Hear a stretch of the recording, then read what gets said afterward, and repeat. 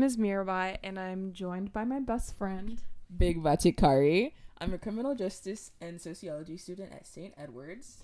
and welcome to Mirakari in the morning.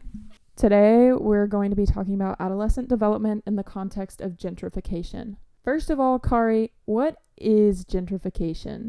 To put it into really simple words, gentrification is when wealthier, typically white people, move into lower income, underdeveloped areas, raising the cost of rent and establishing a certain business flow in the surrounding area, essentially displacing the lower income and marginalized communities, which also happen to be inhabited by people of color. So actually, there's this video interview by the PBS newscast, which features local filmmakers in New York City who articulate a similar message about gentrification, basically saying that it replaces culture with economy. When you experience gentrification, you experience the hardship of losing touch with the surrounding culture. One person in the video says that gentrification builds a coffee shop chain, such as Starbucks, on top of what used to be a local barber shop. And because of this, some may view gentrification as a conflicting internal issue in which another person says, quote, "There has been an internal struggle with gentrification because on one end there has to be progress. You do want better food, you do want better options. Where do you lose the community? Do I really need a $4 coffee?" End quote. Here in Austin, Texas, many low-income neighborhoods have experienced an increase in gentrification in the last 10 to 20 years alone. And we can actually see this through the perspective of thousands of original photos in an article posted by David Leffler, who is an award-winning investigative journalist and photographer with features in the Washington Post, Business Insider, and Texas Monthly. He articulates the vast difference in culture and economy here in Austin through photos he took 15 years ago and then photos he took within the last couple of years. In his article, he expresses great appreciation for the culture 15 years ago. He writes, quote, "Juneteenth was probably my favorite event to photograph. In that single day, you could get a feel for how rich the African American community was in East Austin," end quote. Leffler digs into the nostalgic culture of Austin and highlights points about gentrification stripping East Austin of that as wealthier individuals move into lower income neighborhoods and as lower income inhabitants are displaced. In this article, he also articulates the importance of influential singer Selena to Mexican American culture, while utilizing a photo of a mural featuring her in East Austin.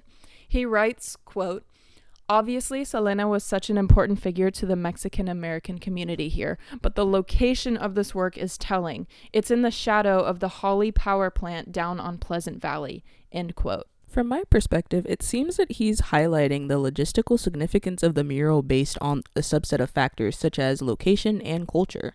Right. And due to rising local business interests, the housing market, and various demographics, such as individuals in pursuit of lower housing costs in Texas, housing costs have increased significantly as people cram into the city of Austin, Texas. So that would mean that as these affordable houses are bought out and remodeled or fully constructed by private sellers, realtors, and real estate agencies, the marketability and value of these properties increase and thus cause a surge in the rates of gentrification? As my little sister might respond, absolutely. As property values increase, the availability of the housing market is severely limited for lower income families, causing financial hardship among these families and oftentimes causing displacement. From what I know, displacement as a result of gentrification has detrimental effects to items such as academic development, identity, and in the way which stable households correlate to children's navigation of these things. I'm actually really excited to talk about this because we simply do not speak on adolescent mental health at all. Through the stages of youth, stability is crucial for development, and gentrification navigates the line between fluctuating social norms and things like imposter syndrome.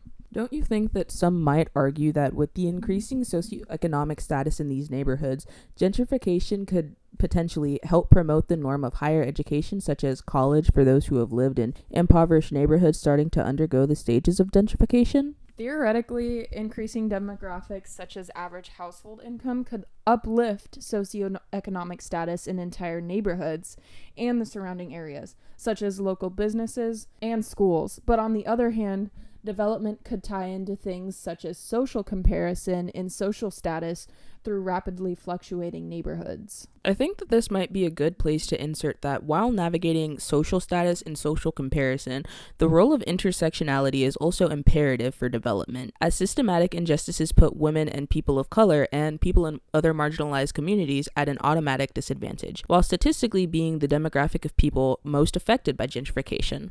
Gentrification implements a direct effect on parenting in displaced communities and their adolescent children. In the introduction of Michael Reed Scott's dissertation, Adolescent Experiences of Gentrification and Displacement in Austin, Scott points out the hardships of displacement, and I quote, "Some emerging research and media sources suggest that when residents are displaced, their new communities offer a lower quality of life and fewer amenities." End quote. Rising estate agencies benefit from gentrification. They take interest in low-costing homes in impoverished neighborhoods. Scott speculates that in the context of childhood development, children, and I quote, "negotiate both their current identity and their future self," end quote. And in his studies, he discovered, quote, "stable social networks are important for their psychological well-being and their educational outcomes," end quote. He credits his argument with his research proving that, quote, "residential moves during adolescence have been shown to be associated with major depression, pregnancy rates, and drug use," end quote. And having a stable network is crucial to growing up and the ability to allow your child to grow successfully. And to continue with this, a section in an original paper written by Diana Formoso, Gentrification and Urban Children's Well-Being, is dedicated to delving deep specifically in regards to the impact of disadvantaged neighborhoods, gentrification,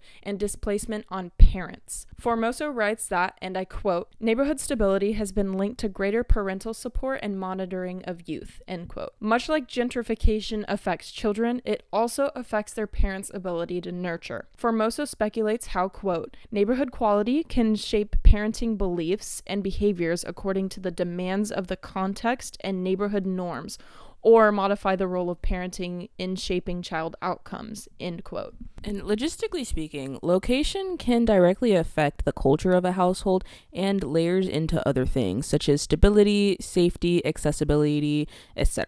According to Formoso, displacement, quote, "can be stressful for families, including the loss of familiar physical environments and routines, changes in parents' and children's social networks, and decreases in parents' well-being and parent-child relationship quality," end quote. So to add to that quote, me personally, I can relate to that a bit because of the dynamic with my mother and I growing up and how I can see the effects on our relationship now. Now, I won't go into details, but I can definitely say that when a parent is trying to make ends meet and, an event happens, maybe a note gets posted on your door saying, "Hey, we have to sell this house because we were just offered a lot of money for it. You guys have to move," and end up being put in a position where you have to scramble to find a house, and you find one that's relatively cheap, then you move into it, then a year later they bump up the lease ridiculously, and you end up having to live in a house of 8 with your grandparents, and all of these conflicting tensions and all this commotion going on. I definitely, from an inside perspective, can see how that can correlate to the hardships of a relationship and kind of mitigating that. Now, moving on from that, the balance between the influence of socioeconomic status on one's mental health versus their achievement is a very thin line. In an article written by Jane Lear, Rick Hoyle, and Candace Odgers, Direct and Indirect Pathways Linking Gentrification to Adolescent Reading and Math Achievement via Educational Aspirations and Psychological Distress, researchers uncover the effects of gentrification on socioeconomic status, social norms, and a correlation to academic achievement. In this study, mental health rates were shown to have a correlation with gentrification, also paralleling with overall academic success, or more legitimately, their academic demise. Lear, Hoyle, and Odgers stated that, quote, "children from low-income families who attended socioeconomically diverse schools or lived in socioeconomically diverse neighborhoods had worse mental health and achievement than their peers from low-income families who attended schools or lived in neighborhoods of concentrated disadvantage." Now, it's speculated that higher socioeconomic status could promote the norm of higher education, such as college, but on the other hand, it also creates social comparison. In this qualitative study, quote, gentrifying New York City neighborhoods found that African American and Latino youth felt excluded by perceived preferences for white, high SES clients in local shops and cafes, leading to heightened anxiety about their belonging in the neighborhood. So basically, as demographics rapidly fluctuate, social comparison inhibits psychological distress among adolescents. Straight from this study, quote, low-income children suffer a quote-unquote double disadvantage, end quote, when they grow up alongside more affluent peers and neighborhoods, end quote. Again, it is clear that the idea of innovating social class strikes social comparison and increasing educational aspirations, otherwise known as social norms that would link to academic achievement, also links with psychological distress, impacting achievement among adolescents. And I think that it's also important to note that gentrification not only affects these lower income communities on a financial and mental level, it also vastly changes the culture of these neighborhoods, which, as we've discussed, can be very jarring for the adolescent mind. They watch lifelong friends move and they relocate, which may lead to them feeling isolated. And in my field of study, specifically in criminology, there is a theory which argues that this displacement and feelings of isolation may cause an adolescent to have a higher criminal propensity. When you say that, I'm thinking of something like imposter syndrome. Can you expand upon this? It's kind of like that, but in 1929, Clifford Shaw and Henry Mackay introduced what is referred to as social disorganization theory to try and explain why crime happens. Like, to kind of sum it all up, Shaw and Mackay kind of came to this conclusion that when neighborhoods are in transition and the culture of the neighborhood begins to shift, children are then left unsupervised because their parents are working a million more hours than they used to, so their kids aren't being watched by anyone, and they don't know their neighbors, so their neighbors aren't looking out for them either way. And because of this lack of supervision, children get into delinquency and other deviant behaviors. Deviant behavior can start out as something small and simple like cutting class or not keeping up with their schoolwork, but if left unchecked, it may lead to criminal deviance. And I think that your connection to imposter syndrome is interesting. Can we explore that a little bit? Yes. So basically, imposter syndrome is essentially when an individual feels as though they do not belong in a certain context. This happens to the extent that they begin to doubt their intelligence and their skills. They feel as if though they do not deserve the things in which they have achieved. I see. So when we circle back to our original context, adolescents affected by gentrification feel out of place in their quote-unquote new neighborhood community. Yes. That is right on the dot. I see. So why did I say that twice? Who knows? So now that we understand the effects of gentrification on the adolescent, how would you propose we remedy this? Is there a remedy, or is this just an unfortunate fact of life? So, in the video interview I mentioned at the beginning of this podcast, where PBS Newscast features local filmmakers in New York City giving their insight to gentrification and its effects on local neighborhoods in New York City, an interviewee actually said that she has nonprofit communities get together to really try to solve many of the problems they've seen around homelessness, crime, and healthcare in gentrified areas. She claimed that they need the business community to see how these models have worked over time. She urged the audience that these models have worked in the past and will work if businesses put in the effort to follow them. In regards to this interviewee, I have actually thought of something similar in regards to youth in the context of displacement caused by gentrification. Something like volunteer committees that specialize in getting displaced adolescents the resources they need. And what do those resources constitute? Could that be school help, confidential mental health services? Could we maybe narrow down what you mean by that? So definitely all of the above. There could be specific tutors for academics and then counselors that specialize in navigating a child through their identity as these things progress in their life. Maybe a nonprofit organization that consists of different specialists. So kind of like it could be a nonprofit organization as like an umbrella term for like all of these different categories or like specialists. Basically getting kids connected with who they need. Maybe even just some sort of networking platform to get kids and families connected with, you know, outside sources like health insurance, mental health insurance, government assistance programs, tutoring, after school programs, support groups, social groups, etc. Like anything you can think of.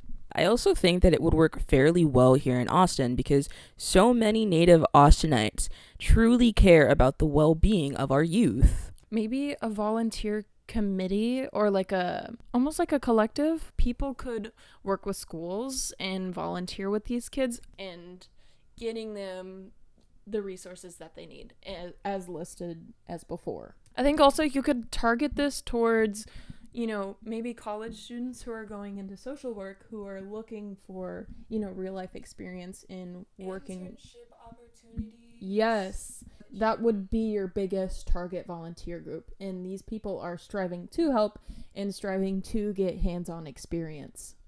You can also make like an impact on a much smaller scale as an individual. You don't have to be part of some volunteer organization. You don't have to work with a nonprofit. Talk to your neighbors. Get to know the people in your immediate community. Like, you never know what someone is going through. Like, we've said this a million times in this podcast already. We need people. Humans are social beings, and nothing will change unless you yourself start to change. I think also speaking from a more personal experience in this podcast with lack of detail, but I think also having you around, Kari, because for context, we have been friends pretty much damn near 11 years. Like 11 years. And as long as I've lived in Austin. I moved to Austin like 2015. I really did feel so out of place. It was a terrible time, and then this quirked up girl came into my life. And I say the same with my experiences with displacement.